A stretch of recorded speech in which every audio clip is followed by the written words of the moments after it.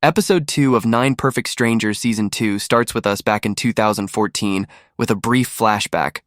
Masha shows up at Zauberwald completely distraught. After Tatiana's death, she's been struggling and doesn't know how to continue on. This is where she starts the psychedelic training. Back in the present, Masha is determined to press on with her unorthodox methods, claiming that Helena is the inspiration for doing so. We also learn here that she's been hiding Brian's suitcase, intentionally to get a rise out of him. Masha brings it back to Brian as a way of enticing him to open up about his feelings. Brian is actually an entertainer for a show called Crabapple Clubhouse. The case holds one of his puppets that he uses for that show, talking to kids about their problems.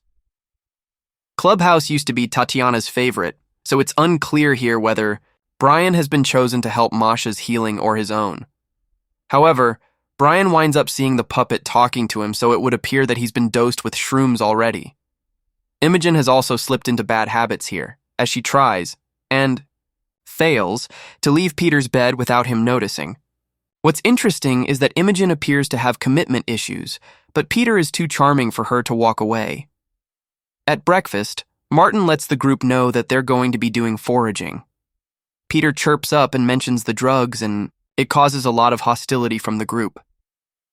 As they all open up about their struggles, Victoria purrs over Tina's piano playing. She's retired, though, and doesn't really want to talk about it, and Tina's also still not happy about being thrown into this gig without her consent. For the big foraging expedition, Brian is selected as the leader, much to his shock. In fact, it's also to Imogen's shock, too, who brings up that Brian was canceled back in the day. Apparently, he got too demanding, but we don't hear the full reasoning around what happened until later in the episode.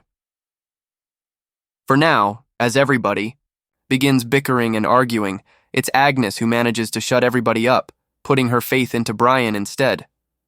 However, this whole charade doesn't sit well with Martin, who questions what Masha's motives actually are here.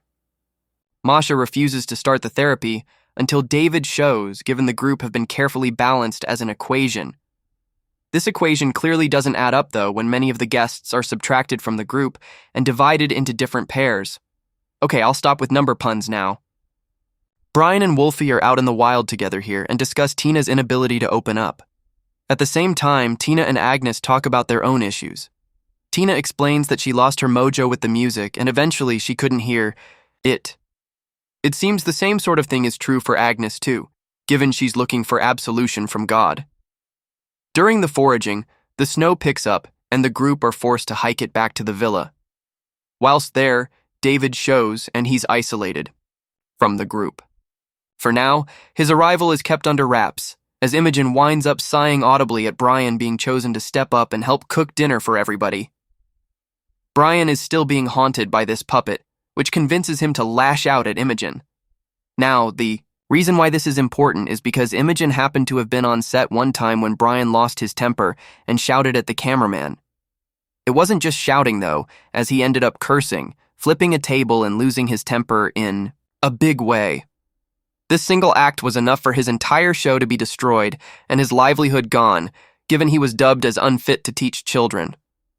He brings up how he just wanted to teach kids compassion and resilience, but given how Imogen has turned out the way she has, that obviously hasn't gone to plan. As we find out later on, Imogen has been using Brian's show as a coping mechanism after her dad died, and she used to be obsessed with it, explaining why she's never let it go.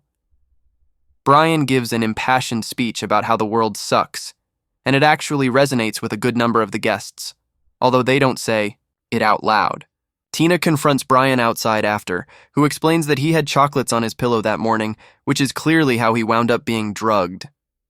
Interestingly, Tina was also on Brian's show back in the day, and she told him she wanted to be an astronaut when she grew up.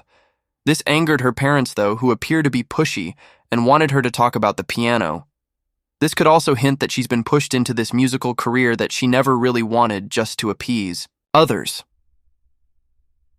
As the episode closes out, Masha shows up to see David and winds up kissing him, but only after explaining that he's a crucial part of this group.